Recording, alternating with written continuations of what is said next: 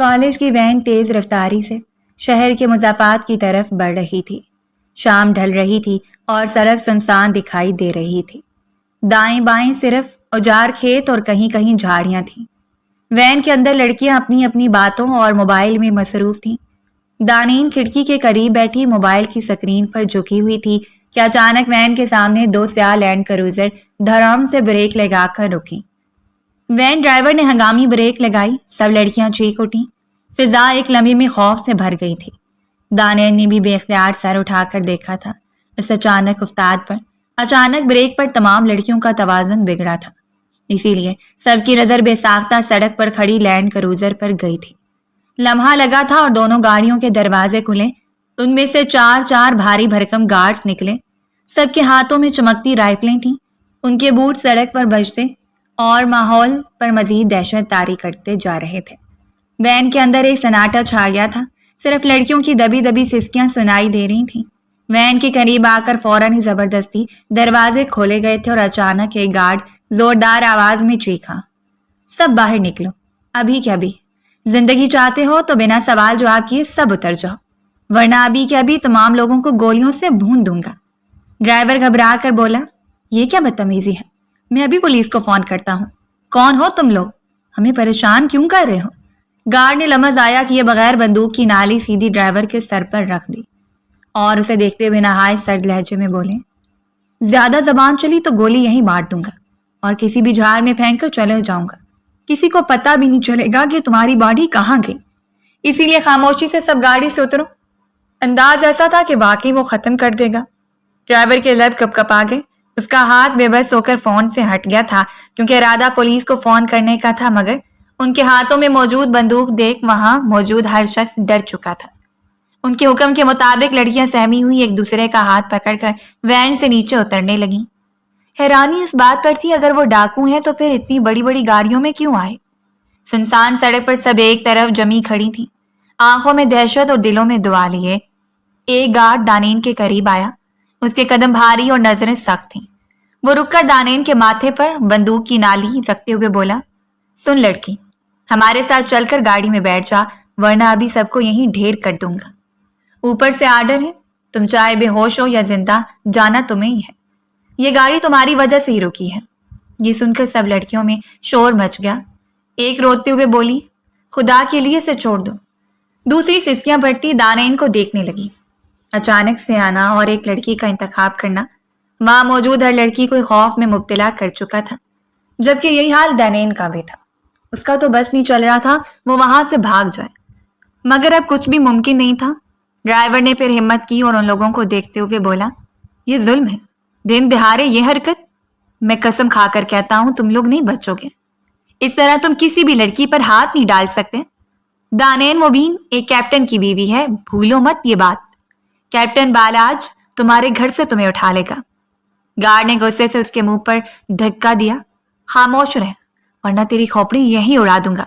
ان کے انداز سے معلوم ہو رہا تھا کہ اگر ان کے ساتھ تعاون نہیں کیا گیا تو کسی ایک کو مار کر وہ لوگ لازمی جائیں گے۔ فضا میں مزید دہشت چھا گئی۔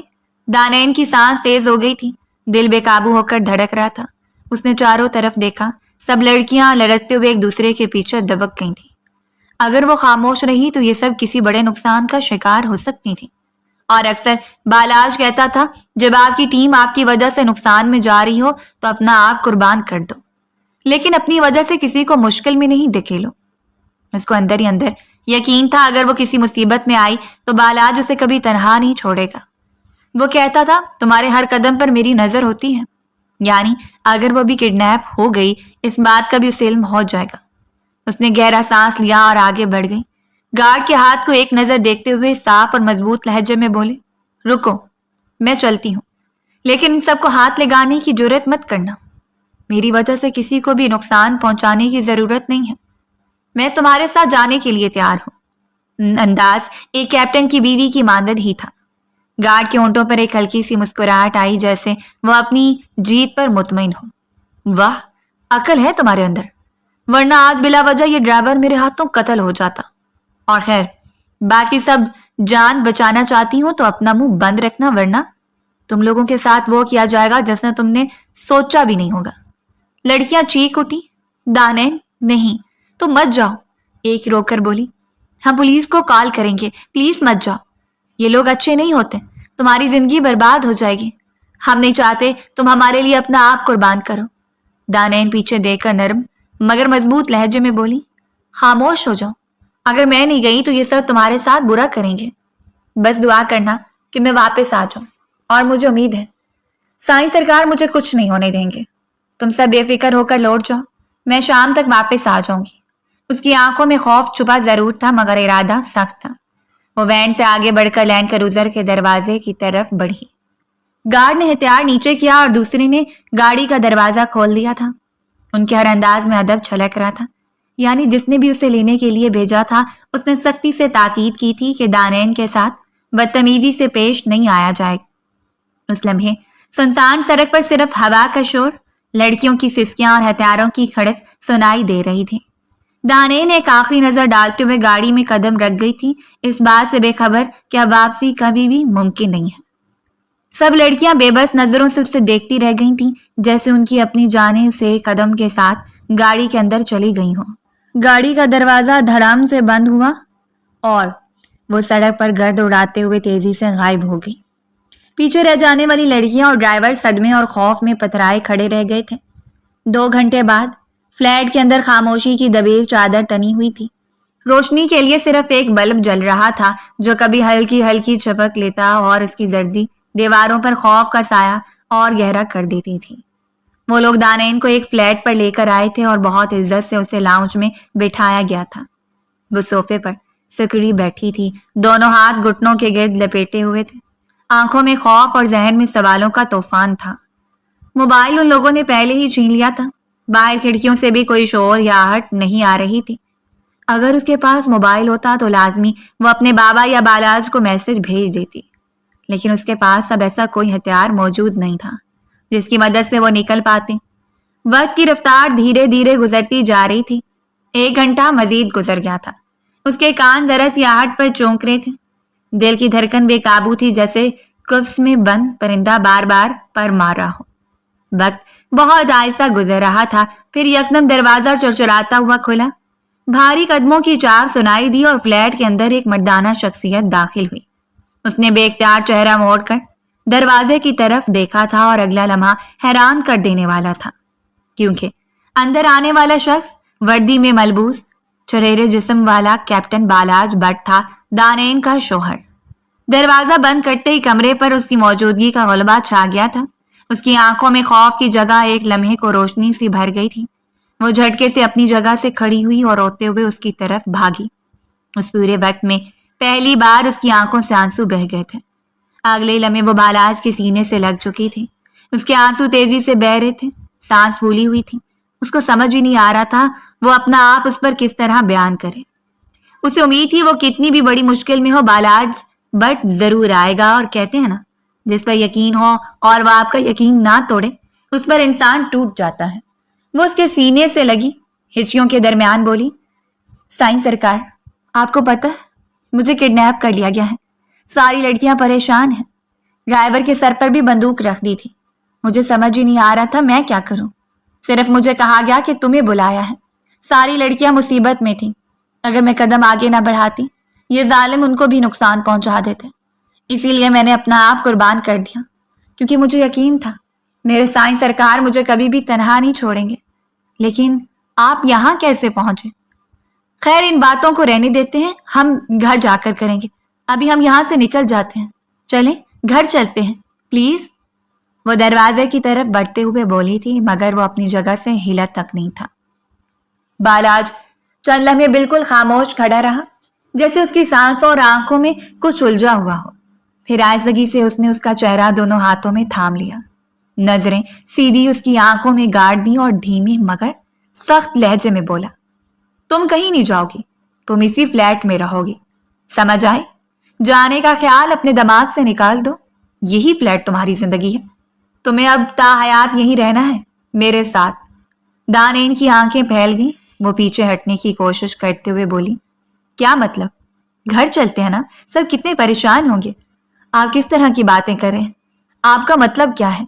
خوف کے مارے اس کی جان نکلنے لگی تھی، وہ اب اس سے بھی دور ہو رہی تھی۔ مگر بالاج بٹ کے سامنے اس کی چلتی کب تھی۔ بالاج نے اس کا ہاتھ مضبوطی سے تھاما اور دوبارہ صوفے پر بٹھا دیا، پھر سامنے بیٹھ کر اس کی طرف جھکتے ہوئے بولا، مطلب یہ ہے میڈم صاحبہ کہ اب تمہاری زندگی مجھ سے شروع ہو کر مجھ پر ہی ختم ہوگی۔ تم میرے ساتھ اس فلیٹ میں رہو گی، اور ایک بات یاد رکھنا، تمہیں کڈنیپ نہیں کیا گیا، تمہیں بس بلایا گیا ہے۔ ہاں، طریقہ ذرا الگ تھا کیونکہ تم شرافت سے آتی ہی نہیں، اور شاید اگر آ بھی جاتی تو ہمارے گھر والے اتنے اچھے ہیں تمہیں ہلنے بھی نہیں دیتے، اور مجھے تمہارا وجود ہر قیمت پر اپنی آنکھوں کے سامنے چاہیے تھا۔ دانین کے چہرے کا رنگ اڑ گیا تھا، وہ ہڑبڑا کر بولی، کیا کہہ رہے ہیں آپ؟ یہ مذاق ہے کیا؟ اگرچہ سرکار سائیں یہ مذاق ہے تو بہت برا ہے، مجھے یہ سب بالکل اچھا نہیں لگ رہا۔ گھر پر کسی کو کچھ نہیں پتا، پلیز ہم واپس چلتے ہیں، سب کو بتاتے ہیں، پھر آ جاتے ہیں۔ ابھی بڑی امی تو کہہ رہی تھی کہ آپ کی ڈیوٹی بھی ختم نہیں ہوئی، آپ یہاں کیسے آ گئے؟ پلیز آپ مجھے الجھن میں مبتلا مت کریں، مجھے ٹینشن ہو رہی ہے۔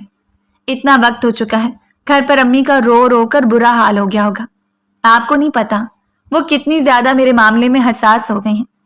بالاج نے مسکرا کر سر جھکایا، پھر سنجیدہ لہجے میں بولا، ڈیوٹی؟ وہ سب بہانے تھے، چھٹی تو مجھے بہت پہلے مل گئی تھی، مگر گھر آ کر کرتا کیا، اسی لیے میں نے اپنی چھٹی کو پوسٹ پون کروا دیا تھا، اور اب خاص کر تمہارے لیے آیا ہوں۔ سمجھو تم ہی میری اصل ڈیوٹی ہو، اسی لیے تمام پریشانیوں کو جھٹک دو اور صرف اتنا سوچو تم اور میں اب ایک جان ہیں۔ اس کے الفاظ دانین کے دل پر جیسے چٹان بن کر گرے تھے۔ وہ ساکت ہو گئی، پھر آہستگی سے بولی، یہ سب غلط ہے، آپ کو اندازہ بھی ہے کہ میں کتنا ڈر گئی تھی؟ میں سمجھی شاید اب کبھی واپس نہیں جاؤں گی۔ اگر آپ کا ارادہ کچھ ایسا کرنے کا تھا، آپ مجھے ایک میسج کر دیتے۔ آپ کو معلوم ہے میں کیا کچھ اپنے بارے میں سوچ چکی تھی؟ بالاج نے اس کی طرف دیکھا، نظریں نرم تو ہی لیکن لہجہ پھر بھی حکم سا تھا۔ ڈرنے کی ضرورت نہیں ہے، میں ہوں نا، اب اٹھو، واش روم میں جاؤ، فریش ہو جاؤ، میں تمہارے لیے کچھ بناتا ہوں۔ کالج سے واپس آئی ہو، یقیناً کچھ کھایا نہیں ہوگا۔ وہ گھڑی پر وقت دیکھتے ہوئے پریشانی سے بولا تھا۔ دانین ہچکچائی، نظریں ادھر ادھر دوڑائیں، مگر پھر جیسے بے بس ہو کر آہستہ سے اٹھے۔ قدم بھاری تھے مگر وہ واش روم کی طرف بڑھ گئی، کیونکہ جانتی تھی سامنے بیٹھے شخص کا کہنا اگر ٹال دیا تو بلا وجہ کوحرام برپا کر دے گا، اور اس میں بالکل طاقت اور ہمت نہیں تھی مزید کسی بھی پریشانی کو جھیلنے کی۔ بالاج نے اس کے جاتے ہوئے قدموں کو باغور دیکھا، آنکھوں میں ایک عجیب گہرا پن تھا، جیسے کوئی راز اپنے اندر چھپائے ہوئے ہو۔ دروازہ اس کے پیچھے بند ہوا تو کمرے میں پھر خاموشی چھا گئی، مگر اس بار وہ خاموشی پہلے جیسی بے رنگ نہیں تھی، اب اس میں ایک انجانا سا خطرہ شامل تھا۔ دوسری جانب حویلی کی خاموش راہداریوں میں بھاری قدموں کی چاپ گونج رہی تھی۔ شازیہ بیگم تیز تیز چلتی ہوئی اپنے غصے کو دباتی اپنی جٹھانی کے کمرے کی طرف بڑھ رہی تھی۔ ان کے کپڑوں کی کھنک اور ان کے جوتوں کی ٹھک ٹھک ایک طوفان کا اعلان کر رہی تھی۔ دروازہ پھر دستک کے دھڑام سے کھلا اور وہ دندناتی ہوئی اندر داخل ہوئی۔ کمرے میں زبیدہ بیگم نماز سے فارغ ہو کر جائے نماز طے کر رہی تھی، پرسکون چہرہ، آنکھوں میں سکون اور ہونٹوں پر ہلکی سی تسبیح کی سرگوشی۔ مگر سامنے کھڑی اپنی دیورانی کا بگڑتا ہوا روپ دیکھ کر وہ سیدھی ہو گئی تھی۔ ان کے انداز سے ہی وہ بھانپ چکی تھی کہ معاملہ کچھ بڑا ہے۔ ان دونوں کے درمیان ہزار نااتفاقیاں تھیں، لیکن کبھی بھی وہ اس طرح بنا اجازت کے کمرے میں نہیں آتی تھی۔ شازیہ بیگم نے پلک چپکنے کی بھی مہلت نہیں دی تھی اور تیز لہجے میں بولی، آپ کو ذرا بھی اندازہ ہے یہ آپ کا بیٹا کیا کر رہا ہے بھابھی؟ اگر اب بھی ہم رخصتی دینے کے حق میں نہیں ہے تو وہ زبردستی کیوں کر رہا ہے؟ مجھے تو اب اپنی بیٹی کا رشتہ آپ کے گھر میں کر کر افسوس ہو رہا ہے۔ جب ہماری اس کے سامنے چلتی ہی نہیں ہے تو ہم نے یہ رشتہ کیا ہی کیوں؟ وہ تو مجھے میری بیٹی کو کسی حقیر کی طرح سمجھتا ہے۔ زبیدہ بیگم یکدم سنجیدہ ہوئی تھی، انہیں معاملے کی سنگینی کا احساس ہونا شروع ہو گیا تھا۔ شازیہ بیگم مزید بولی، کالج سے فون آیا ہے، اس نے اپنے آدمی بھیج کر میری بیٹی اٹھا لی ہے، میں یہ سب برداشت نہیں کروں گی۔ آپ کا بیٹا خود کو سمجھتا کیا ہے؟ کہیں کا ہیرو ہے، جو اس کے دل میں آئے گا وہ کرتا چلا جائے گا؟ مجھے آپ صرف اتنا بتائیں، رخصتی سے انکار کی ہمارے پاس ایک واضح وجہ موجود ہے۔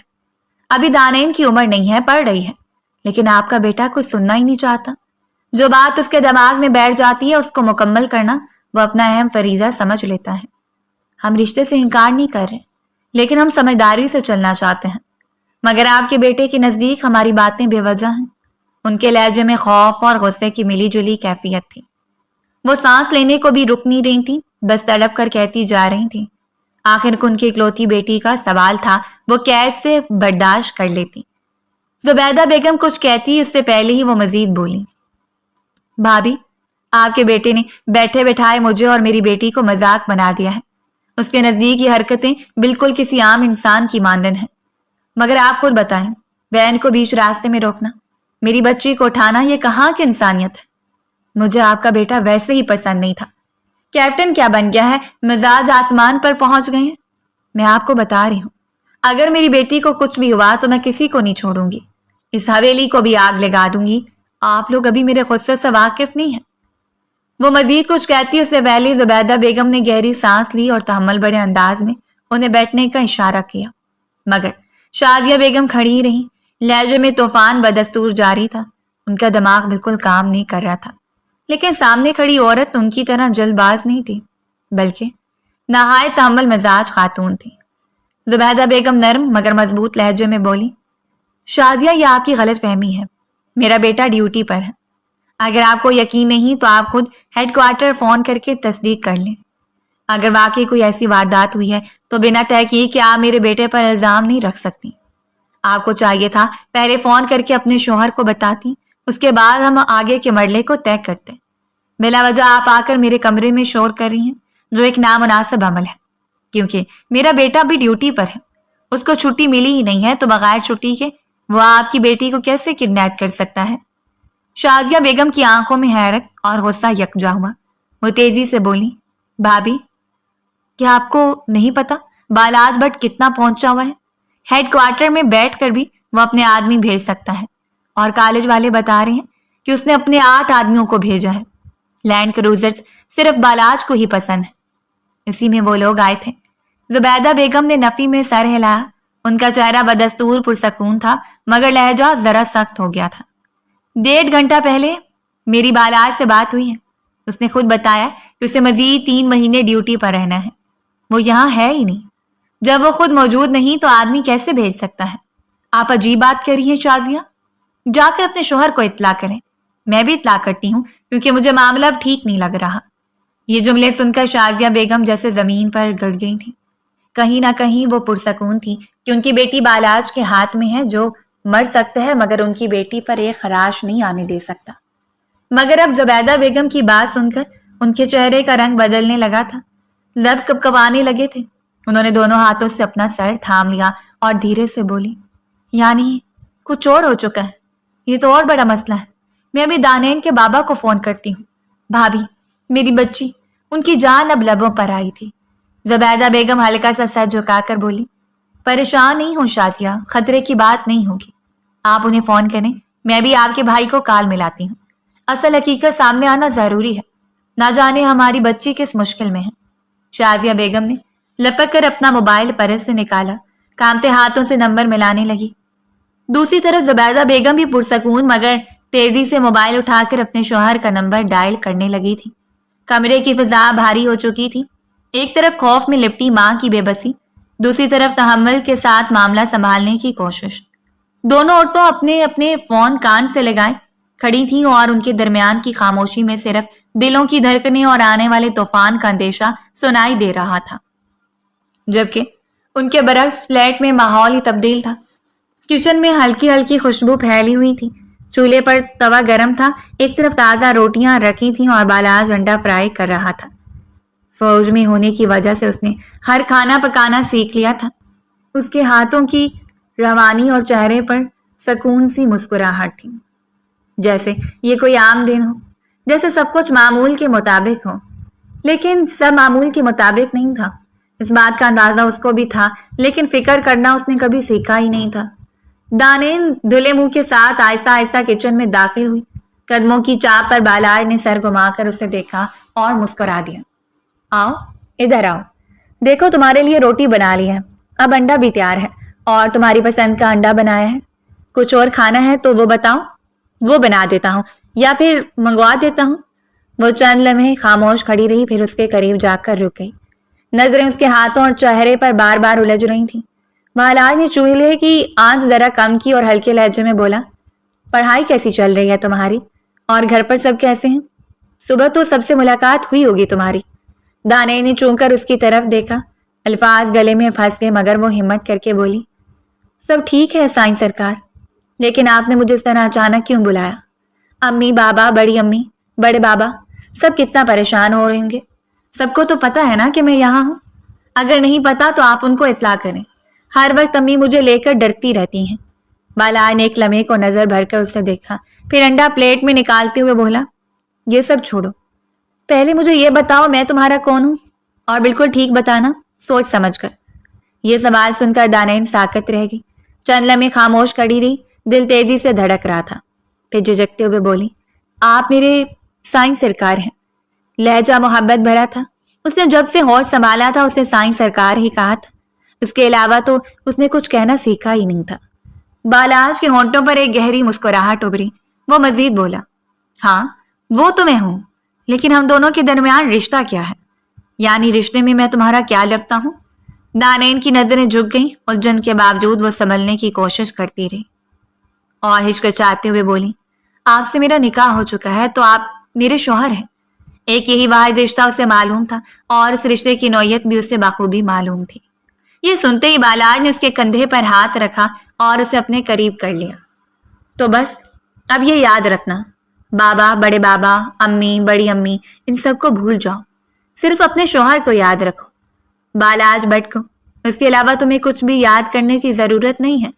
میں سب سنبھال لوں گا، گھر والوں کو بھی اور آگے پیچھے موجود لوگوں کو بھی۔ تمہیں اگر کسی کی فکر کرنی ہے تو صرف اپنے شوہر کی کرو، سمجھ آئی؟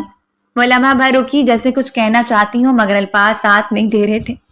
بالاج اس کے چہرے کو قریب لا کر نرم لہجے میں بولا، اکثر دادی یہی سمجھاتی تھی نا کہ شوہر ہی سب کچھ ہوتا ہے، باقی تمام رشتے بعد کے ہوتے ہیں۔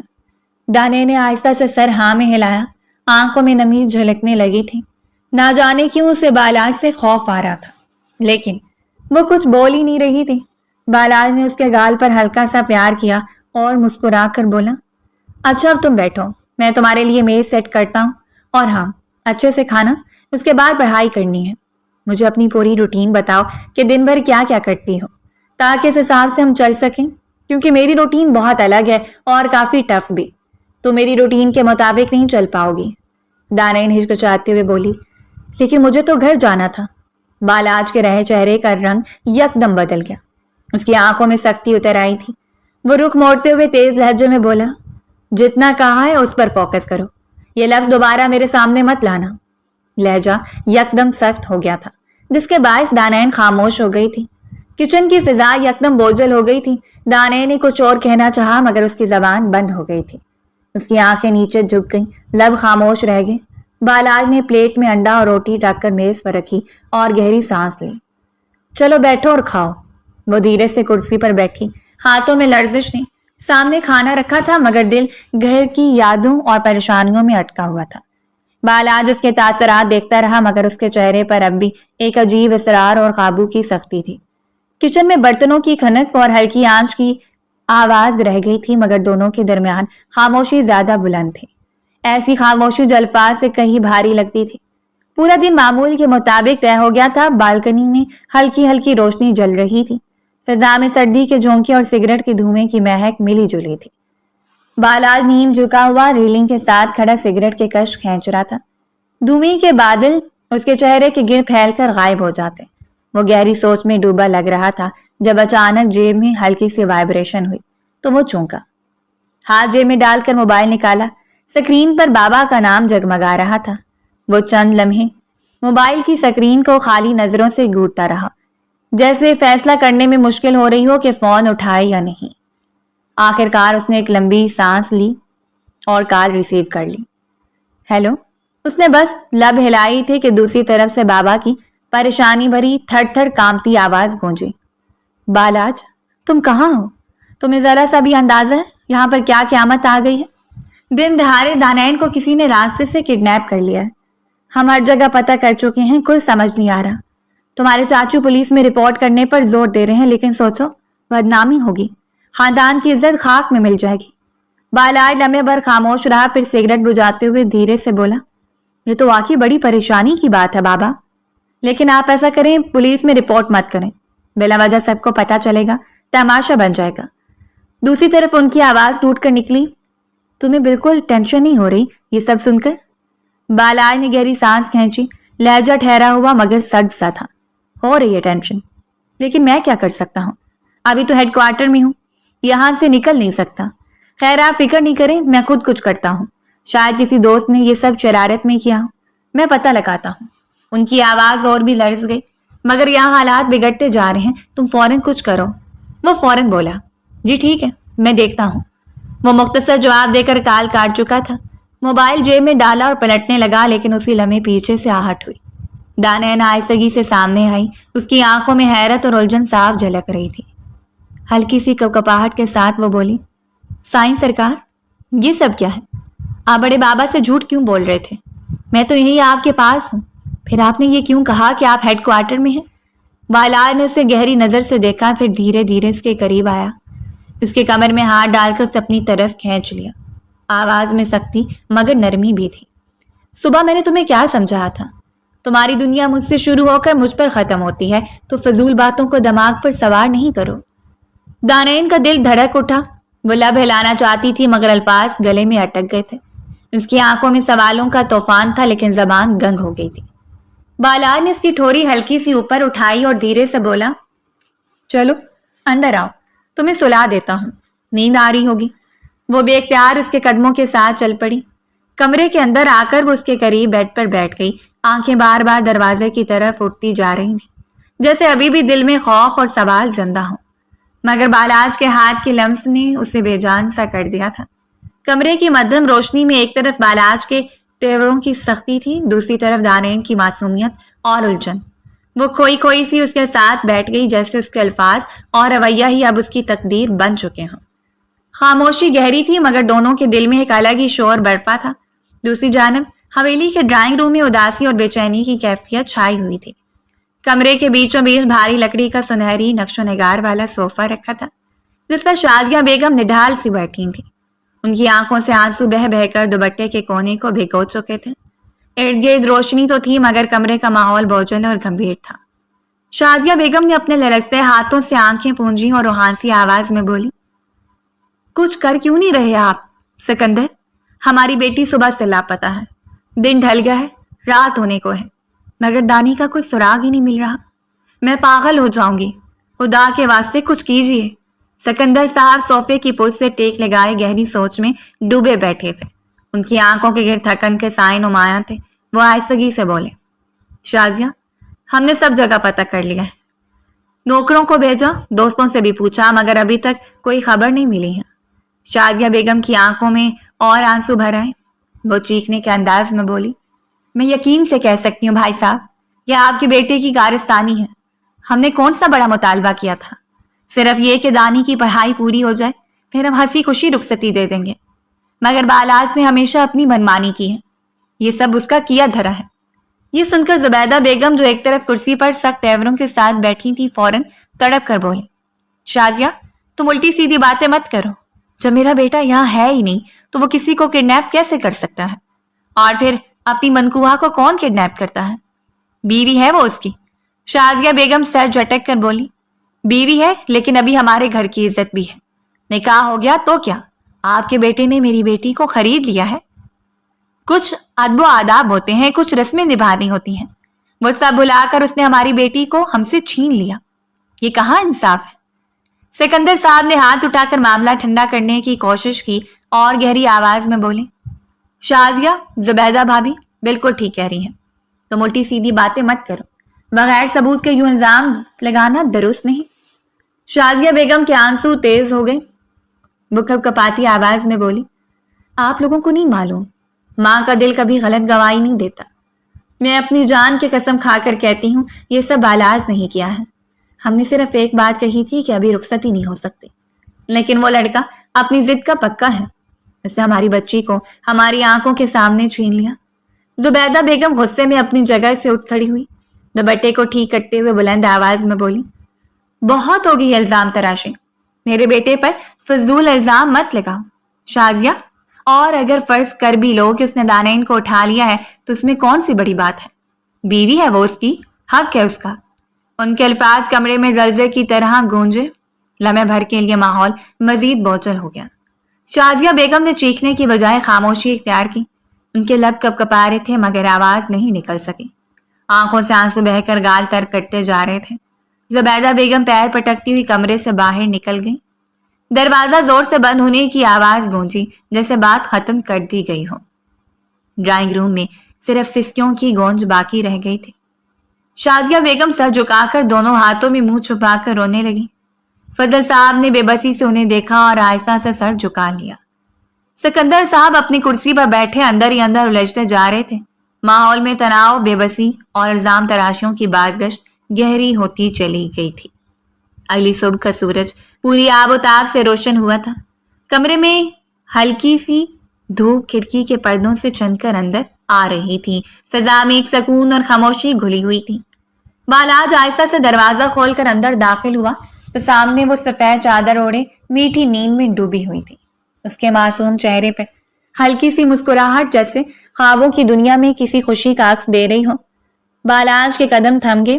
وہ چند لمحے وہیں کھڑا اسے دیکھتا رہا، پھر آہستہ سے قریب آ کر بستر کے کنارے بیٹھ گیا۔ اس کی آنکھوں میں عجیب سا سکون اور ساتھ ہی ضد کی جھلک موجود تھی۔ اسے دیکھتے ہوئے وہ گہری سوچ میں ڈوب گیا۔ گھر والوں سے کتنی بار کہا تھا کہ رخصتی دے دیں۔ میں اپنی بیوی کے ساتھ سکون سے رہنا چاہتا ہوں۔ ڈیوٹی کے بعد واپس آؤں تو اپنا گھر ہو، اپنی دنیا ہو، مگر سب نے منع کر دیا۔ 2 سال انتظار کرنے کو کہا، بیوی میری اور حق دینے سے انکار، یہ میں کیسے گوارا کرتا؟ اسی لیے تو اسے اپنے پاس لے آیا ہوں۔ اب یہیں رہے گی چاہے کچھ بھی ہو جائے۔ وہ آہستگی سے بڑبڑایا۔ قدم با قدم چلتا ہوا وہ اس کے قریب آ گیا تھا اور پاس ہی بیٹھ گیا تھا۔ اس نے آہستہ سے ہاتھ بڑھا کر اس کے ماتھے پر بکھرے بال سمیٹے۔ اس کے لمس سے وہ چونک کر جاگ گئی تھی۔ آنکھیں ملتے ہوئے سیدھی اس کی طرف دیکھنے لگی۔ چند لمحے کے لیے حیرت میں ڈوبی رہی، پھر ہلکی سی مسکراہٹ کے ساتھ بولی، آپ آ گئے؟ اب کیا ہم لوگ گھر چلیں گے؟ سب بہت پریشان ہو رہے ہوں گے۔ بالاج نے ہلکا سا کہکا لگایا اور سرنفی میں ہلاتے ہوئے بولا، نہیں جانو، گھر نہیں، میں تمہارے لیے کافی سارے کپڑے لے آیا ہوں۔ یہ یونیفارم اب اتار دو تو میری بیوی ہو، ہمیشہ اسی روپ میں رہو گی۔ یہ کالج کے دن ختم، اور ہاں، ناشتہ بھی میں نے بنا دیا، تم فریش ہو کر آؤ، پھر بیٹھ کر آرام سے بات کرتے ہیں۔ کچھ باتیں ہیں جو تمہیں سمجھنی ہوں گی اور میں چاہتا ہوں کہ تم انہیں دل سے سمجھو۔ وہ گھبراہٹ کے ساتھ بولی، لیکن مجھے امی کی یاد آ رہی ہے، وہ ضرور بہت پریشان ہو رہی ہوں گی، میرا دل گھبرا رہا ہے۔ بالاج کی آنکھوں میں اچانک سختی آ گئی۔ وہ تش لہجے میں بولا، یعنی شوہر کی تمہیں کوئی پرواہ نہیں ہے، تمہارے دل میں صرف ماں ہے، تمہیں بس وہی چاہیے۔ وہ اٹھنے لگا تو وہ فوراً ہڑبڑا کر اس کا ہاتھ تھام چکی تھی۔ اس کے چہرے پر گھبراہٹ اور نرمی دونوں کی جھلک تھی۔ وہ کپ کپاتی آواز میں بولی، ایسا نہیں ہے سائن سرکار، میں آپ سے بہت محبت کرتی ہوں، بہت، لیکن امی بابا بھی تو میرے اپنے ہیں، دل ہے کہ ان کی یاد میں تڑپ رہا ہے۔ بالاج نے گہری سانس لی اور پھر آہستہ سے اپنا ہاتھ اس کے ہونٹوں پر رکھ دیا۔ اس کی آواز میں سختی بھی تھی اور نرمی بھی۔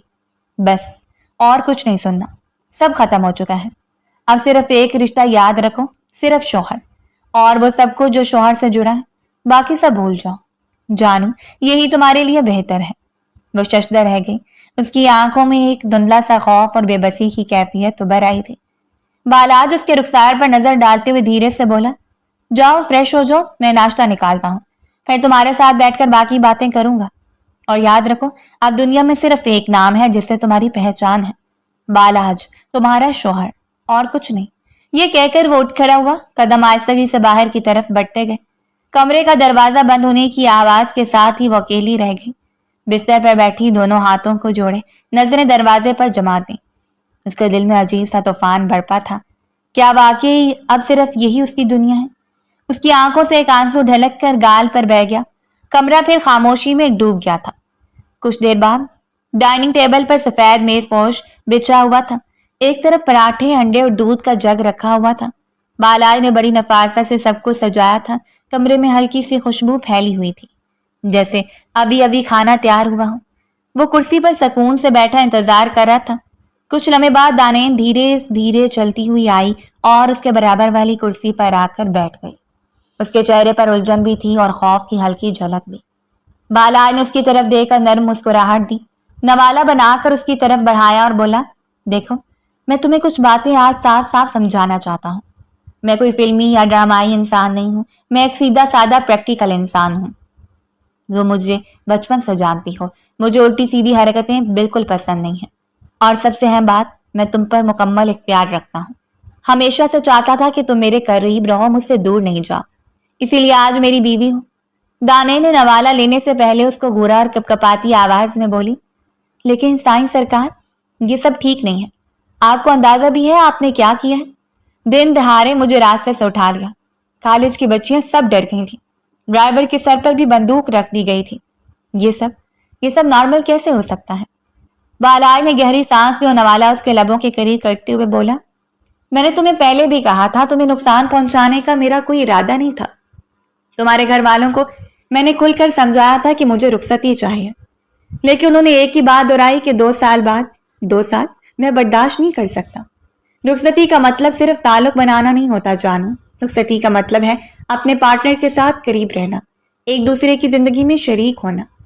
وہ ہچکچاتی ہوئی نوالا لے لیتی اور پھر احتجاج کرتے بولی, مگر یہ سب زبردستی ہے. شادی رسم و رواج کے ساتھ ہوتی ہے. یہ سب چھپ چھپا کر, ضد سے, دھمکیوں سے, یہ کوئی طریقہ نہیں ہے. میں مانتی ہوں آپ میرے شوہر ہیں, نکاح ہو چکا ہے, لیکن اس طرح نہیں. میں خود سب سے بات کروں گی, شادی طریقے سے ہوگی, سب کے سامنے عزت سے. یہ چھپانے والی چیز تو نہیں ہے. بالاج کے چہرے پر اچانک سختی ابھری. وہ گہری آواز میں بولا, بس زیادہ زبان مت چلاؤ. تمہیں بار بار کہہ رہا ہوں کہ تمہاری دنیا اب مجھ سے شروع ہو کر مجھ پر ختم ہے. ان فضول رسموں اور دکھاوے کی مجھے پرواہ نہیں. جو ہونا تھا ہو گیا. اب یہ ضد اور بحث بند کرو. اس کی آنکھوں میں خوف کی جھلک اتر آئی تھی. اس نے مزید بولنے کی کوشش کی, مگر بالاج نے ہاتھ کے اشارے سے اسے روک دیا تھا. اس کے لہجے میں دبا ہوا غصہ بھی تھا اور ایک عجیب سا پیار بھی. خاموش. اب بس اتنا یاد رکھو کہ میں نے تمہیں نقصان نہیں پہنچایا, بلکہ تمہیں اپنے قریب لے آیا ہوں. تم میری عزت ہو, میری ضد ہو, اور میری محبت بھی. باقی سب کو بھول جاؤ. وہ چند لمحے ساکت رہی, نظریں جھک گئیں, پھر اس کے ہاتھوں سے نوالا لینے لگی. بالاج نے مسکراتے ہوئے اگلا نوالا بنایا اور بڑے پیار سے اس کے منہ کی طرف بڑھایا. ہاں, ایسے میری آنکھوں میں دیکھ کر کھاؤ. آج تمہارا ہر لمحہ, ہر سانس میرے ساتھ جڑا ہے. وہ خاموشی سے اس کے ہاتھوں سے کھاتی رہی. دل میں طوفان تھا, لیکن لبوں پر کوئی آواز نہیں آئی. بالاج نے اس کی خاموشی کو قبولیت سمجھا اور مزید پیار سے اسے ناشتہ کروانے لگا. کمرے میں صرف برتنوں کی ہلکی آواز اور دونوں کی خاموشی گھل کر ایک انجانا بوجھ پیدا کر رہی تھی. بالاج نے آخر میں گلاس اس کے لبوں سے لگایا اور دھیرے سے بولا, اب ایسے ہی رہنا ہے میری جانو, بحث نہیں, صرف میرا کہنا ماننا ہے. وہ گلاس پی گئی. آنکھوں میں نمی چھلکتی رہی, مگر زبان پر کوئی احتجاج باقی نہیں تھا. 1 ہفتہ بعد ٹی وی لاؤنج میں نیم اندھیرا چھایا ہوا تھا. سکرین پر چلتے ڈرامے کی روشنی کبھی کمرے کے فرش پر بکھرتی, کبھی ان دونوں کے چہروں پر. وہ اپنی دنیاؤں میں گم بیٹھے تھے. وہ مسلسل ڈرامے میں محو تھی اور بالاج اس کے برابر بیٹھا اس کی کتابوں کو پلٹ پلٹ کر دیکھ رہا تھا. کمرے میں وقت تھم سا گیا تھا, لیکن گھڑی کی سوئیاں اپنی رفتار سے آگے بڑھ رہی تھیں. بالاج نے اچانک کتاب بند کی, میز پر رکھ دی. اس کی نظریں سیدھی اس پر جم گئیں. 2 گھنٹے ہو گئے ہیں دانی. اس کی آواز میں سختی تھی. کیا تمہیں احساس بھی ہے کہ پرسوں سے تمہارا کالج شروع ہو رہا ہے؟ مگر تمہیں تو بس یہ ڈرامے ہی عزیز ہیں. اٹھو, فوراً کتاب لے کر آؤ, ورنہ میں برا پیش آؤں گا. وہ چونکی مگر ضدی انداز میں ہونٹ بھینچ کر بولی, میں پڑھ لوں گی, آپ میرے استاد نہ بنے. مجھے سب پتا ہے, میں اپنے وقت پر کر لوں گی سب. وہ ہمیشہ سے ہی اس سے ایسے لاڈ کرتی تھی. بالاج کے چہرے پر غصے کے آثار نمایاں ہو گئے. وہ اپنی جگہ سے اٹھ کھڑا ہوا اور قدم بھاری کرتے ہوئے اس کی طرف بڑھا. تمہیں میری بات آسانی سے سمجھ نہیں آتی دانی. اب تمہارے پاس فوجی طریقہ اپنانا پڑے گا تاکہ یہ ضد دماغ سے نکل جائے. اس کی آنکھوں میں گھبراہٹ ابھر آئی, مگر اس سے لاڈلے پن نے پھر بھی زبان کو قابو میں نہیں رکھا. یہ سب ٹھیک نہیں ہے سائیں, آپ حد سے بڑھ رہے ہیں. بالاج نے ایک لمحے کو کچھ نہ کہا, بس جھک کر اچانک اس کی نازک سی ٹانگوں کو پکڑا اور اسے الٹا لٹکا لیا. وہ ہڑبڑا کر چیخ اٹھی, سائیں نیچے کریں, مجھے تکلیف ہو رہی ہے. اس کی آواز لرز رہی تھی. اس کی فراق نیچے کھسک گئی اور اگلے منظر نے بالاج کی آنکھوں کا سارا غصہ جھاگ کی طرح ختم کر دیا تھا. وہ ٹھٹکا, پلکیں جھپکی اور پھر آہستگی سے اسے نیچے کر دیا. اب اس کے چہرے پر سختی نہیں بلکہ ایک عجیب سا سکوت تھا. وہ بے بس سی اس کے سامنے کھڑی تھی, سانسیں پھولی ہوئی, چہرہ سرخ. وہ کچھ کہنا چاہتی تھی مگر لفظ گم ہو گئے۔ اسی لمحے بالاج نے اسے اپنی باہوں میں بھر لیا۔ اب اور مت روکنا دانی، مجھے میرا حق چاہیے۔ برسوں سے انتظار کیا ہے، تمہیں سمجھانے کی کوشش کیا، لیکن آج مجھے صرف تم چاہیے۔ اس کے جذبات بھڑک اٹھے تھے۔ ایک نازک لمحے نے اس کو اپنی گرفت میں جکڑ لیا تھا۔ وہ دھیرے دھیرے اس کی گرفت میں جھول گئی۔ یہ صحیح نہیں ہے، ہمیں رسم و رواج کے ساتھ۔ اس کی بات ادھوری رہ گئی کیونکہ بالاج نے اس کے لبوں پر ہونٹ رکھ دیے تھے۔ اس کا جسم لرزا، دل کی دھڑکن بے قابو ہوئی، مگر پھر آہستہ آہستہ اس کے لمس سے وہ پرسکون ہونے لگی تھی۔ مزاحمت کے کانٹے خود بخود بکھرنے لگے اور اس نے اپنی پلکیں جھکا لیں۔ تو میری کمزوری ہو دانی۔ بالاج کی سرگوشی اس کے کانوں میں اتری، اور کمزوری کو آدمی ہمیشہ اپنے قریب رکھنا چاہتا ہے۔ وہ اس کے وجود پر دھیرے دھیرے لمس بکھیر رہا تھا۔ وہ دھیرے سے بولی، اگر میں کہوں رک جائے؟ بالاج نے اس کی آنکھوں میں جھانکا اور مدھم مسکراہٹ کے ساتھ بولا، میں رک سکتا ہوں، مگر پھر تمہاری آنکھوں کی نمی ہمیشہ میرا پیچھا کرے گی۔ اس کی پلکوں پر نمی جلملائی اور وہ بے اختیار اس کے شانے سے لگ گئی۔ کمرے کا ماحول یکسر بدل چکا تھا۔ ڈرامے کی آوازیں محض پس منظر تھیں، اصل منظر وہ دونوں تھے جو آہستہ آہستہ ایک دوسرے کے قریب ہوتے جا رہے تھے۔ وہ ایک لمحے کو رکی مگر پھر خود کو اس کے سپرد کر دیا۔ اب وہ نہ احتجاج کر رہی تھی نہ رو رہی تھی، بس خاموشی کے ساتھ اس کا سہارا بن گئی تھی۔ بالاج نے اس کا ہاتھ اپنے ہاتھوں میں لیا اور دھیرے سے بولا، اب تم میری ہو، ہمیشہ کے لیے۔ وہ آنکھیں بند کیے ہلکا سا سر ہلا گئی۔ کمرے کی فضا میں اب سکون اور رومانیت کی خوشبو پھیل چکی تھی، جیسے وقت بھی تھم کر ان دونوں کو دیکھ رہا ہو۔ وقت دھیرے دھیرے گزرتا جا رہا تھا۔ پوری رات وہ دونوں ایک دوسرے میں کھوئے رہے تھے۔ اگلی صبح کا سورج پوری آب و تاب سے روشن ہوا تھا۔ کمرے کی کھڑکی کے پردوں کے بیچ سے ہلکی سی دھوپ اندر آ رہی تھی۔ نرم سا سنہرا عکس دیواروں پر بکھرا ہوا تھا۔ ماحول میں ایک عجیب سی خاموشی تھی، جیسے رات کی گہری باتیں ابھی تک سانس لے رہی ہوں۔ وہ آہستہ آہستہ اپنی پلکیں کھولتی ہیں۔ کچھ دیر تک دھندلے منظر کو دیکھتی رہی مگر دماغ پوری طرح بیدار ہونے پر چونکی۔ کروٹ بدلی تو بالاج کو دیکھا، وہ پرسکون نیند میں تھا، شرٹ کے بغیر۔ سانسوں کی ہلکی ہلکی روانی اس کے سینے کو اٹھا رہی تھی۔ وہ ایک لمحے کو بس اسے دیکھتی رہ گئی۔ رات کی شدتیں اور وہ سب پل جیسے ذہن میں کسی فلم کی طرح چلنے لگے۔ اپنی کمر میں ہلکی سی کسک محسوس کی تو لبوں پر بے اختیار مسکراہٹ آ گئی۔ وہ دھیرے سے اس کے قریب ہوئی، اس کے چہرے پر بکھرے بالوں کو ہٹاتے ہوئے مدھم آواز میں بولی، اگر شادی رسم و رواج کے ساتھ ہوتی تو یہ سب بہت خوبصورت لگتا، مگر اب عجیب سی گھبراہٹ ہو رہی ہے، کیا کروں؟ چند لمحہ وہ اس کو دیکھتی رہی، پھر اس نے آہ بھری جیسے دل کی بوجھل کیفیت ہلکی ہو جائے۔ ابھی وہ آہستگی سے اٹھنے لگی تھی کہ اچانک ایک مضبوط ہاتھ نے اس کی کمر تھام لی۔ اس کو اپنے قریب کھینچتے بالاج نے اسے اپنے نیچے کر لیا۔ اس کی آنکھوں میں ابھی بھی نیند کی جھلک تھی مگر لہجے میں پوری سنجیدگی۔ میری جان، شادی رسم و رواج سے بھی ہوگی، سب کے سامنے عزت کے ساتھ، مگر یہ، اس نے اس کی آنکھوں میں جھانکا، یہ ضروری تھا۔ وہ لمحہ بھر کے لیے نم آنکھوں سے اس کو دیکھتی رہی۔ دل جیسے اعتراف کرنے پر مجبور تھا۔ لب کپ کپائے اور آواز دھیمی سی نکلی، مجھے آپ کا قریب آنا برا نہیں لگا، بلکہ دل مطمئن ہے، لیکن سائیں گھر والے خوش نہیں ہوں گے۔ بالاج کے چہرے پر ایک ٹھوس عزم جھلکا۔ وہ مدھم مسکراہٹ کے ساتھ بولا، بھاڑ میں جائیں گھر والے، مجھے کسی کی پرواہ نہیں، بس ایک بات جانتا ہوں، تم میری ہو، میرے پاس ہو، اور بس یہ سب سے بڑھ کر ہے۔ وہ اس کی ضد کو دیکھ کر خاموش ہو گئی۔ اندر کا شور جیسے دھیرے دھیرے مدھم پڑنے لگا۔ اس کے ہونٹ تھوڑے سے کانپے، پھر سرگوشی میں بولی، آپ سے دور رہنا اب شاید ممکن بھی نہیں رہا۔ بالاج نے اس کے رخسار کو چھوا، پھر ماتھے پر بوسہ دیتے ہوئے بولا، اب باتیں نہیں، مجھے تھوڑی دیر سکون لینے دو۔ یہ کہتی وہ اس پر جھک گیا۔ اس کی قربت کا لمس اس کے وجود میں حرارت بھر رہا تھا۔ وہ چند لمحوں تک مزاحمت کی لیکن دل نے ہار مان لی۔ اس کے لبوں پر ہلکی سی مسکراہٹ ابھری اور اس نے اپنی باہیں اس کے گرد لپیٹ لی۔ فضا میں اب گھبراہٹ نہیں تھی بلکہ ایک سکون، ایک مان تھا۔ اس نے پہلی بار خود کو دل سے اس کے حوالے کر دیا تھا، جیسے یہ فیصلہ ہمیشہ سے لکھا گیا ہو۔ باہر پرندوں کی چہچہاہٹ تھی، دھوپ مزید روشن ہو رہی تھی، مگر کمرے کے اندر صرف ان دونوں کی کہانی جاری تھی۔ وہ خوش دلی کے ساتھ اس کے ہر لمس کو قبول کر رہی تھی اور بالاج کی آنکھوں میں اپنی حقیقت تلاش کر رہی تھی۔ وقت رکا سا لگ رہا تھا، لمحے صرف ان دونوں کے تھے۔ وہ اب نہ ڈری تھی نہ پریشان، بلکہ پوری رضامندی اور خوشی کے ساتھ اپنے آپ کو اس کے سپرد کر چکی تھی۔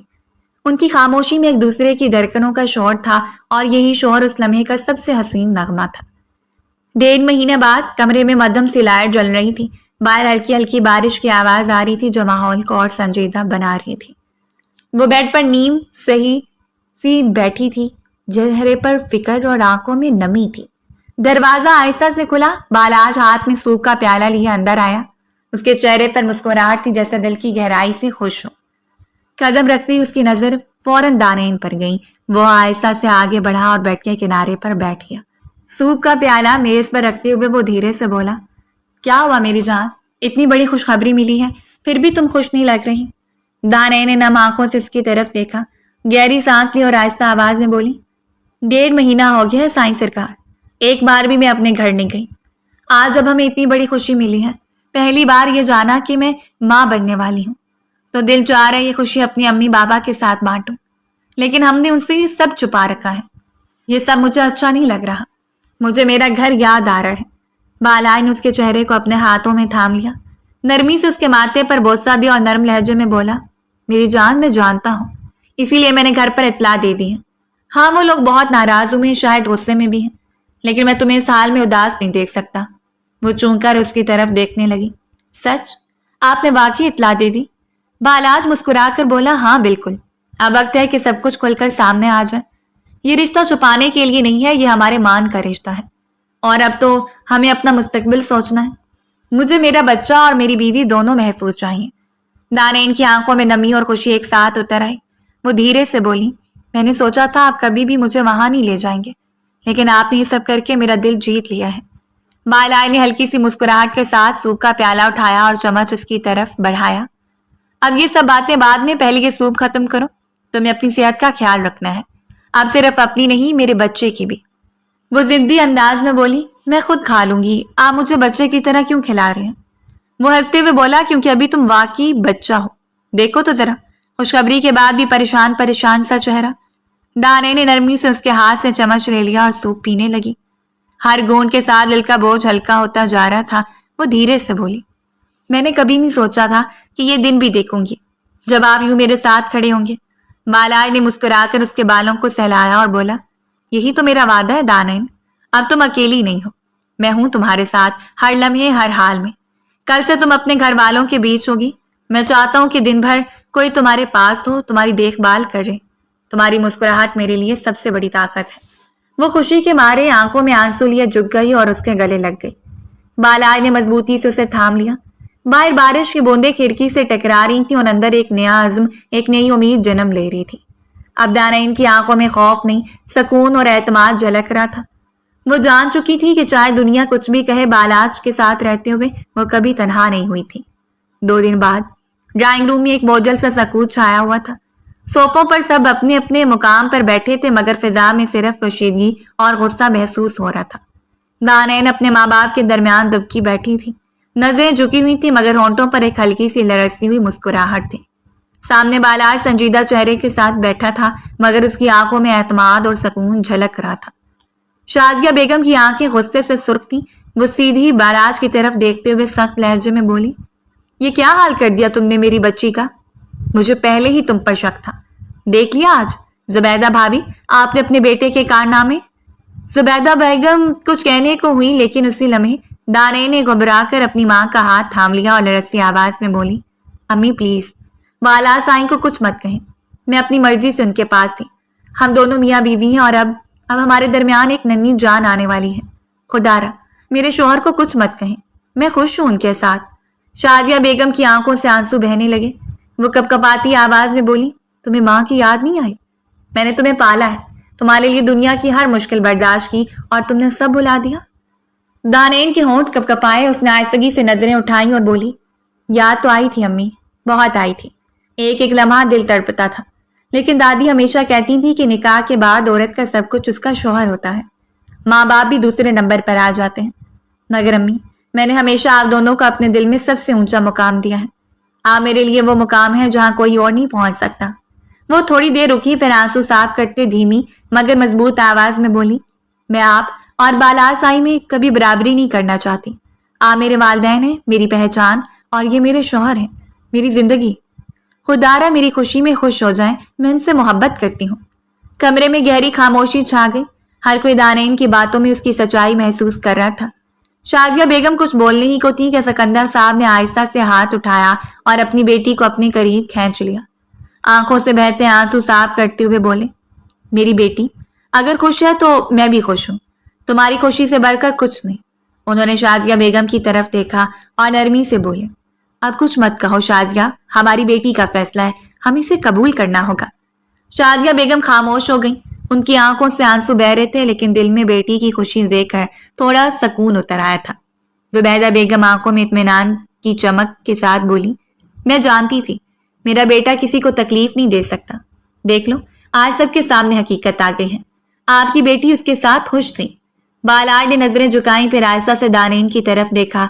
दोनों की आंखें मिली और होंठों पर एक हल्की सी मुस्कुराहट फैल गई। दानैन ने अपनी आंखों के आंसू पोंछ डाले और पहली बार दिल से मुतमिन होकर मुस्कुराई। बालाज की आंखों में भी वो सुकून था जिसका वो तवील अरसे से मुंतजर था। फिजा में बोझल खामोशी की जगह एक नई उम्मीद और सुकून की लहर भर गई थी। सबके चेहरों पर नर्म मुस्कुराहटें फैलने लगी। ड्राइंग रूम की हवा में अब सिर्फ एक पैगाम था, मोहब्बत और एतमाद सब रिश्तों को जोड़ देता है। बेशक मोहब्बत पर पत्थर दिल को पिघला देती है,